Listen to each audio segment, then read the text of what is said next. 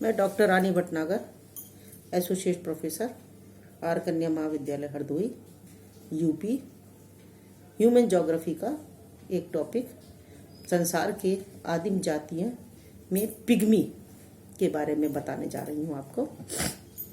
Pygmy Africa की एक आदिम जाति है जिसका निवास क्षेत्र 3 डिग्री उत्तरी अक्षांश से 3 डिग्री दक्षिणी अक्षांश के मध्य है। ये जाति अफ्रीका के पश्चिम में गाबोन देश से लेकर और पूर्व में युगांडा देश तक फैली हुई है। इन क्षेत्रों में जो नदी के क्षेत्र हैं, उन नदियों के भागों में इतनी नदी के क्षेत्रों में ये जाति उसके तटवर्ती भागों में ऊंचे भागों में ये निवास करती है। और इस जाति का जो निवास क्षेत्र है वो ज़्यादातर अफ्रीका के जंगलों में रहता है। इनका प्राकृतिक वातावरण, इनके वातावरण में जलवायु की ओर देखें तो जलवायु ये भूमध्य रेखीय जलवायु, अत्यधिक तापमान और अत्यधिक वर्षा यहाँ की विशेषता है। यहाँ लगभग 26 से 30 डिग्री सेंटीग्रेड औसत तापमान वर्ष भर रहता है। जाड़ा और गर्मी के मौसम में कोई खास अंतर नहीं होता है। वर्षा वर्ष भर होती है, जहाँ वर्षा का औसत 200 से 250 सेंटीमीटर है।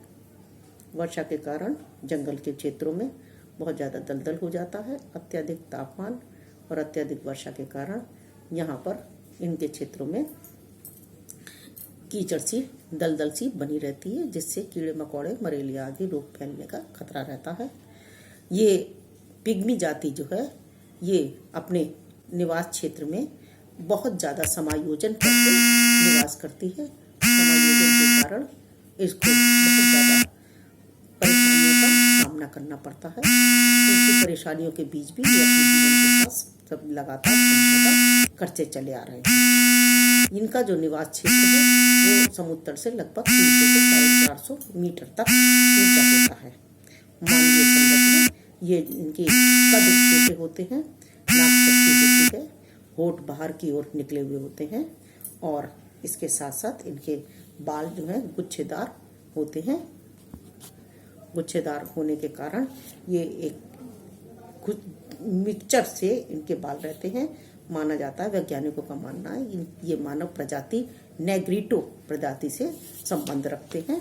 और न्यू गिनी की जाति, न्यू गिनी क्षेत्र के जो पिग्मी हैं वो भी नेग्रिटो प्रजाति के हैं। इनका कद जो है, जो अफ्रीका के नेग्रिलो प्रकार के आदिम जाति है, पिग्मी है, उनका कद सबसे छोटा होता है, लगभग 1.5 मीटर के करीब, औसत 1.5 मीटर उनका कद होता है। ये इनकी मानवीय संरचना। नेक्स्ट है इनका आर्थिक जीवन। मुख्य रूप से चूंकि ये जंगलों में निवास करते हैं और सभ्यता के इससे बहुत दूर हैं, इसलिए इनका जीवन जो है ये पूर्ण रूप से जंगलों पर ही आधारित रहते हैं। जंगलों से भोज्य सामग्री एकत्रित करना और जंगलों के जानवरों को मारकर भोजन करना, यानी इनका मुख्य रूप से जो आर्थिक स्थिति है वो शिकार पर निर्भर करती है। इसके अलावा ये मछली भी पकड़ लेते हैं। तो शिकार खेलने की इनका जो प्रयास रहता है वो छोटे मोटे शिकार तो ये लोग खुद ही कर लेते हैं, और उसके अलावा बड़े शिकार के लिए ये लोग समूह का साथ लेते हैं। कई लोग मिलकर बड़े शिकार, जैसे हाथी वाती शिकार है, इसको ये लोग घेर लेते हैं और इनको बर्छे भाली से उन्हें घायल करते हैं और फिर उसे क्षेत्र में लाकर उसे मारते हैं। और इनके बड़े शिकार होने के कारण ये लोग सब लोग मिलकर उस शिकार को जिस तरह से मारते हैं उसी तरीके से सब लोग खाते हैं। अपने मांस को, ये शिकार को कच्चा उबालकर या भूनकर या कच्चा भी खा लेते हैं। मछली पकड़ने के लिए ये विशेष प्रकार की तरकीब अपनाते हैं।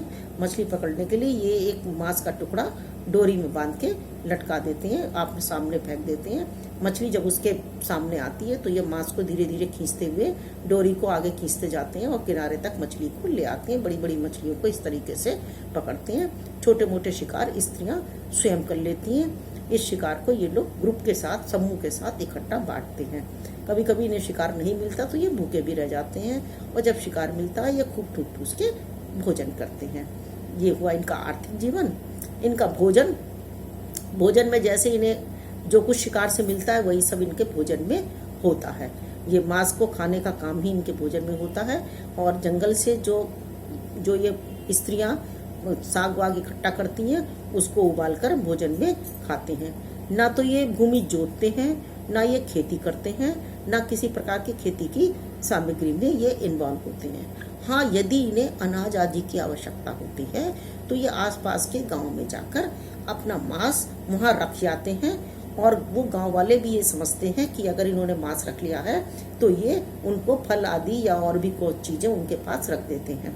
कभी कभी ये जाकर पेड़ों से केले वेले तोड़ जाते हैं अपने हिसाब से, और उसकी जगह मांस को रख जाते हैं। मतलब इस मामले में वो विनिमय के मामले में बहुत ईमानदार हैं, नाजायज किसी के सामान की चोरी नहीं करते हैं, अनाज गांव वाले से मांस के बदले में ले लेते हो। इस तरह ये केले खाते हैं, अनाज खाते हैं, यूज करते हैं। केलों के इतने शौकीन हैं कि एक पिग्मी जो है भरे पेट के ऊपर लगभग 60 केले तक खा लेता है। खाने में ये बहुत साफ सुथरा नहीं है, गंदगी के साथ जीवन जीते हैं। खाने में इनके कभी कभी इतना अभाव हो जाता है कि ये दीमक, चींटियां, छोटे छोटे रेंगने वाले कीड़े मकोड़े, ये सब कुछ भोजन में प्रयोग कर लेते हैं। इनकी वेशभूषा, जैसे कि जंगल में ये निवास करते हैं और घुमक्कड़ जीवन व्यतीत करते हैं, उसी प्रकार से इनकी वेशभूषा है। ये ज़्यादातर वस्त्रों का प्रयोग बहुत कम करते हैं, वस्त्रों का प्रयोग नहीं करते हैं, और जो वृक्षों से पत्ते वत्ते मिलते हैं उसी से पुरुष लोग कमर के नीचे आवश्यक अंगों को ढकने के लिए उन पत्तों का उपयोग कर लेते हैं। और स्त्रियां भी इसी तरीके से वस्त्रों को अपने वस्त्रों के रूप में वृक्षों से ही पेड़ पत्तों से ढक लेती हैं, और कभी कभी ये अड़ोस पड़ोस से अपना मांस को रख के वस्त्रों को भी प्राप्त कर लेते हैं। इनके बस कोई बस सिले कड़े इस तरीके के नहीं होते हैं, ये बस शरीर के आवश्यक अंगों को ढकने के लिए वृक्षों की चीजों को उपयोग करते हैं। इनके साथ एक चीज ये, स्त्रियां जो हैं श्रृंगार प्रिय भी होती हैं। पत्तों के, मोतियों के, मूंगे के जो इन्हें जंगल में प्राप्त होता है उनके अपने आभूषण बनाकर शरीर पर लगाती हैं। इसके साथ ये पिग्मी लोग एक चीज अपने साथ हमेशा रखते हैं, एक तो कंघी और दूसरे सीटी। ये बांस की बनी हुई एक कंघी रखते हैं ये स्त्रियां, और बांस की बनी हुई सीटी रखते हैं पुरुष, क्योंकि घने जंगल में निवास करते हैं, इसलिए सीटी इनके पास होना आवश्यक होती है। उस सीटी से वो अपने आसपास के पिग्मी साथी को जो भटक गया है उसको बुला लेते हैं, मिल लेते हैं उससे। नेक्स्ट है इनका निवास क्षेत्र। इनका कोई स्थायी निवास नहीं होता, ये जंगल में रहते हैं, इधर उधर भटकते रहते हैं। जिस जगह जाते हैं वहाँ ऊंचे स्थान को देखकर घास फूस की झोपड़ी बना लेते हैं। लेकिन इनके स्थान में एक विशेषता होती है, यदि उस जगह कोई ऊंचा स्थान नहीं होता है तो ये पेड़ों के बीच में टहनियों पर, डालों पर अपनी झोपड़ी बना लेते हैं, जिसका आकार बहुत छोटा होता है, जिसमें ये लोग रेंग कर अंदर प्रवेश करते हैं, जो कि लगभग 1.5 मीटर का जिसका व्यास होता है, और ऐसी 2-3 मीटर ऊंची वो झोपड़ी होती है। उस झोपड़ी का प्रयोग केवल इनको रात में सोने के लिए जरूरी होता है, क्योंकि जंगल में इतने जानवर होते हैं, इन जानवरों से डर ही नहीं लगता है। उन जानवरों से बचने के लिए झोपड़ी में सोते हैं, और इसीलिए ऊंचाई पर सोते हैं। ऊंचाई पर सोने का एक और कारण है इनका कि इनके वातावरण में निचले भागों में वर्षा अधिक होने के कारण बड़े कीड़े मकोड़े बने रहते हैं, जिसकी वजह से ये ऊंचे स्थान पर सोते हैं और दलदल के क्षेत्रों से ऊंचे होते हैं। अगर वृक्षों में नहीं इनको मिल पाता है तो ये बड़े बड़े बांस काट कर लगाते हैं और उसके ऊपर अपना शहर बनाते हैं। ये लोग कभी कभी जानवरों से बचने के लिए अपने झोपड़ों में थोड़ी बहुत आग भी जला के रखते हैं, जिससे जानवर उस आग को देखकर इनके नजदीक नहीं आता। झोपड़ी में इनके पास बहुत थोड़ा बहुत सामान होता है, केवल उनके घास फूस की चीजें होती हैं जिसमें ये निवास करते हैं, सोते हैं, और एक बांस की बनी हुई तंबू होता है जिसमें ये पानी आदि रखते हैं। कुछ पत्थर रखते हैं जिससे कि ये आग जला लेते हैं, और इसके साथ पत्थरों से वो तरह तरह के औजार बनाते हैं। वैसे तो ये धनुष बाण को मारने के लिए प्रयोग करते हैं, लेकिन उसके अलावा ये और हथियार भी अपने बना लेते हैं पत्थरों को काट कूट के। उनको तरह तरह के पहने हथियार पत्थरों के द्वारा कर लेते हैं। लकड़ी के डंडों को ये जानवरों को मारने के लिए भी प्रयोग करते हैं। नेक्स्ट है इनका सामाजिक जीवन और इनका स्वभाव।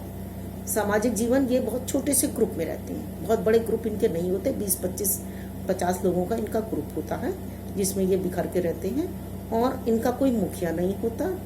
ये बहुत सीधे साधे और सभ्यता से बहुत दूर रहते हैं। ये बहुत निर्भीक होते हैं, बलवान होते हैं पिग्मी लोग, और बड़े साहसी होते हैं। इनके अंदर जो है कोई छल कपट नहीं होता है, लेकिन एक इनके स्वभाव में प्रमुखता होती है। एक तो ये जानवरों की बोली, तरह तरह के जानवरों की बोली बना लेते हैं। दूसरा, ये वृक्षों पर चढ़ने के बहुत निपुण होते हैं। बिना आवाज किए जानवर को पकड़ने के लिए बिना आवाज किए एक पेड़ से दूसरे पेड़ पर ये पहुंच जाते हैं। तीसरी चीज क्या है, ये वृक्षों में ऐसे छुप जाते हैं कि कोई पहचान भी नहीं सकता कि इसके अंदर पिग्मी छुपा हुआ है। ये इनकी सबसे बड़ी 3 चीजें इनकी क्वालिटी हैं। जानवरों की बोली निकालना, तरह तरह के जानवरों की, और वृक्षों में छुप जाना, और एक वृक्ष से दूसरे वृक्ष पर बिना किसी आवाज के चले जाना। ये इनकी खास जो है। एक पिग्मी में एक और विशेषता ये होती है, पिग्मी के अंदर ऑब्जर्वेशन पावर, प्रेक्षण की क्षमता बहुत तीव्र होती है। इतनी अच्छी क्षमता होती है, ये जानवर को महसूस कर लेते हैं। ये जानवर इस समय पानी पी के चला जाएगा कि यहाँ पर आराम करेगा। और पिग्मी जो चूंकि जानवरों के बीच में रहते हैं, इसलिए पिग्मी को जानवरों के बीच में रहने के कारण जानवरों से अपनी सुरक्षा की बहुत चिंता होती है। वो अपनी सुरक्षा के लिए हर समय सतर्क रहते हैं, और इसके सतर्क रहने के कारण ये बहुत ज्यादा अपने को सब तरफ से सुरक्षित महसूस करने के लिए बहुत चिंतित रहते हैं। ये लोग कुशाग्र बुद्धि होते हैं। क्षण भर में ये जानवरों की अपनी बाहर चारों ओर की स्थिति को समझ जाते हैं। भूत प्रेतों में विश्वास करते हैं। और दूसरी सबसे बड़ी चीज ये है कि ये पानी और नहाने से दूर भागते हैं। पानी से, ये पानी में प्रवेश है तो रहते नदी किनारे, लेकिन पानी में प्रवेश नहीं करना चाहते। ये नहाते बिल्कुल नहीं है। इतने गर्म वातावरण में रहने के बावजूद भी ये नहाते नहीं है। और जो इनको कीड़े मकोड़े काटते हैं उसके लिए ये क्या करते हैं, अपने चारों तरफ अपने शरीर पर तरह तरह की मिट्टियों का लेप करते हैं, जिससे इन्हें कीड़े मकोड़े नहीं काटते हैं। इस तरह से ये अपने आप को सुरक्षित रहते हैं। धीरे धीरे सभ्यता का विकास होने पर भी ये अपने आप को आज भी उसी पुरानी परंपरा के साथ जिलाते चले आ रहे हैं। इनके लोगों में कोई मुखिया नहीं होता। झगड़े जितने होते हैं ये लोग उसे आपस में ही तय कर लेते हैं। Thank you very